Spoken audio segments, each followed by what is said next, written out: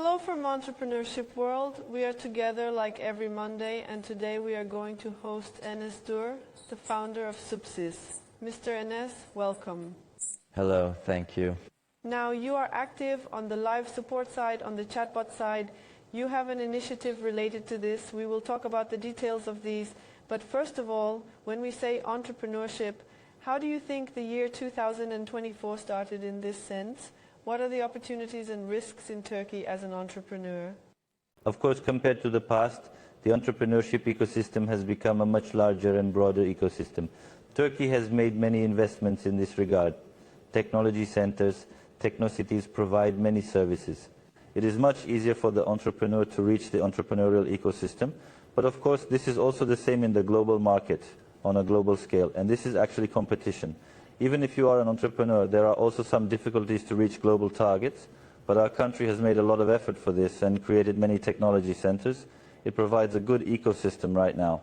Yes, now, for example, perhaps one of the most driving forces of entrepreneurship has been artificial intelligence. And in 2023, we talked a lot about artificial intelligence because it started to affect our lives a little bit. But when we look at company investments and when we look at the activities of companies, how important is artificial intelligence for entrepreneurs?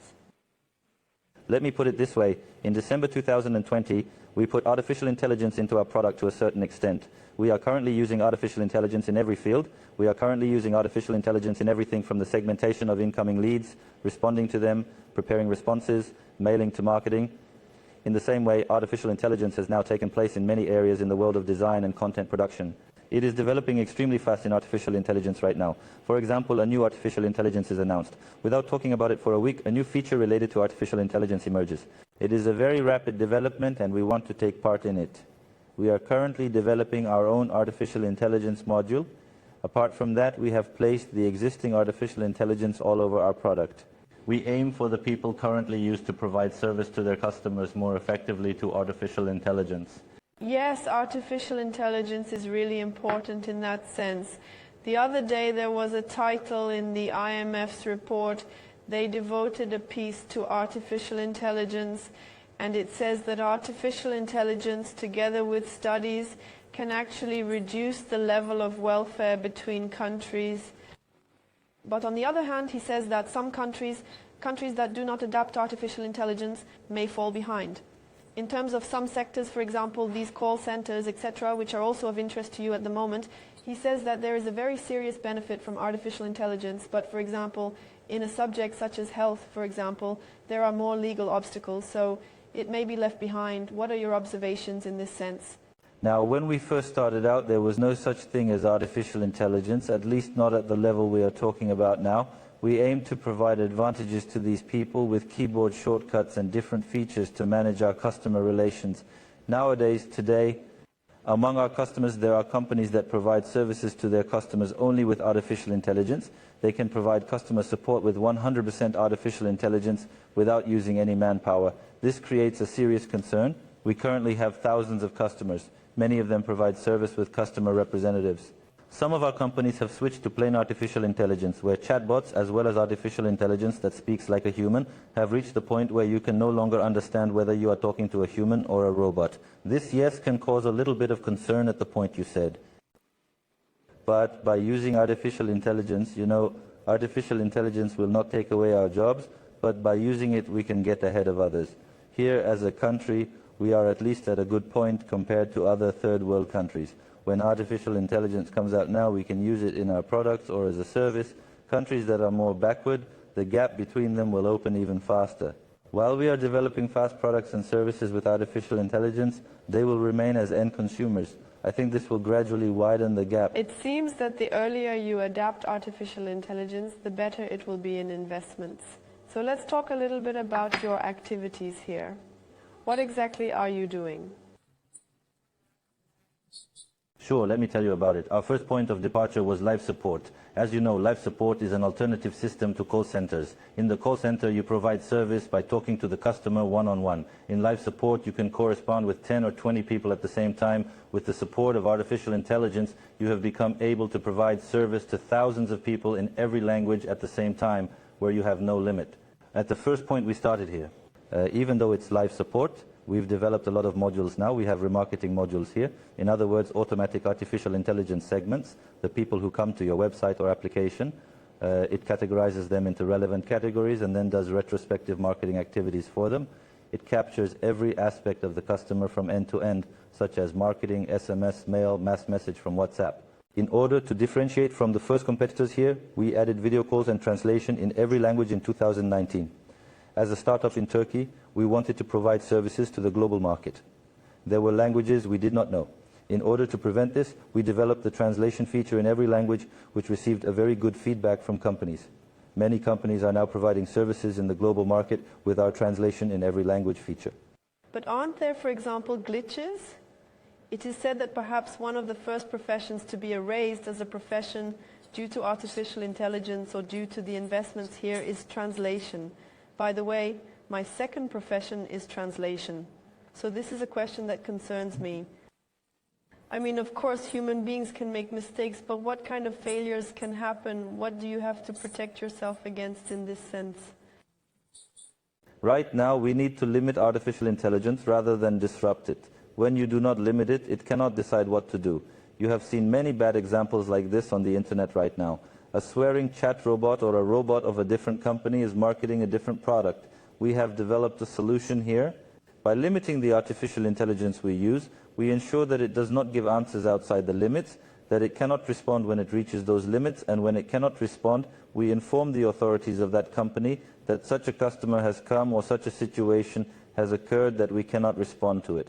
If we do not step in at that point, we do not know what the artificial intelligence will answer or do. This can lead to unintended consequences. We have developed such a solution by limiting it. Yes, I mean, human power is accessed at the last point, at some point. Well, when we talk about the importance of digitalization here, what kind of a picture would you draw in terms of Turkey and in comparison with the world, taking into account your work? The most valuable asset of a company is its customers. It is even more difficult to keep customers in the current conditions of increasing competition. Here, a company that uses artificial intelligence to keep customer relations at a good level and a company that does not use artificial intelligence need to hire 3 times as many staff to provide the worst 7/24 service. It needs to hire translators in those units to provide service in every language. With such a cost, it can compete in the same way with only one robot. Therefore, we need to actively take artificial intelligence into our lives right now. We need to teach it to our products, services, work, or teams within this year. We need to be in this before this gap opens. As Turkey, we are at a very good point right now. We are developing our own artificial intelligence models. In terms of the future in this regard, we think we will be in a strong position as Turkey. Well, have these processes we call live support and chatbots come to a satisfactory point for customers? In this sense, do you have different plans and studies? It used to be like this. We have a robot, it speaks up to a certain point, then a human could transfer it, that is, it could accomplish 30% of the transactions. Nowadays, it has come to finalize up to 70%. We are now integrating with their systems. For example, we are working with the hospital, integrating the hospital's management system, the appointment system. The robot can give the result and make the appointment without any human being. It can give this to thousands of people at the same time by scaling up. I can summarize you like this. Yes, I think there is autonomous use on the one hand. Do you have any more different plans?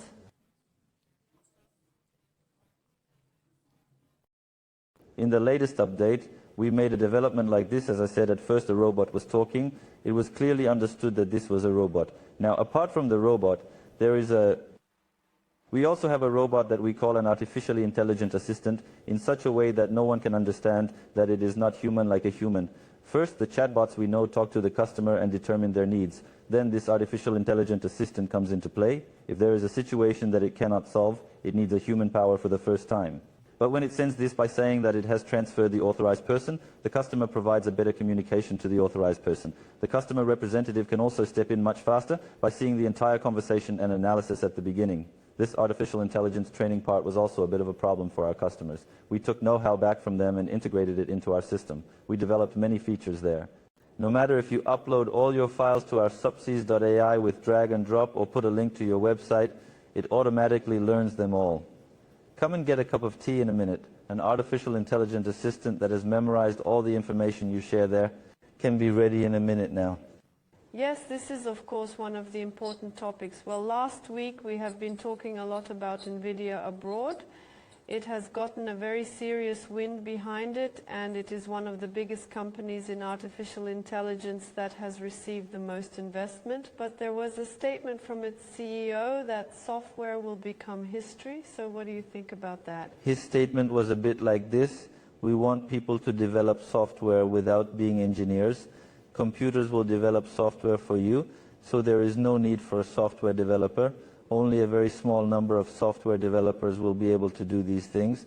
More and more people have actually been directed to go back to our roots at the point where technology has arrived and do more work with the soil and do more technical work for me.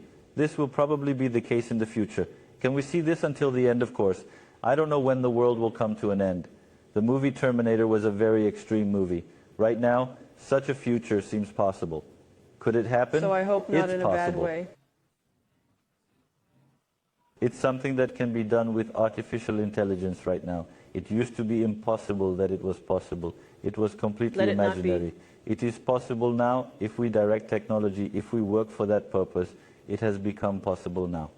Yes, now we have one last minute. Is there anything you would like to add about your company?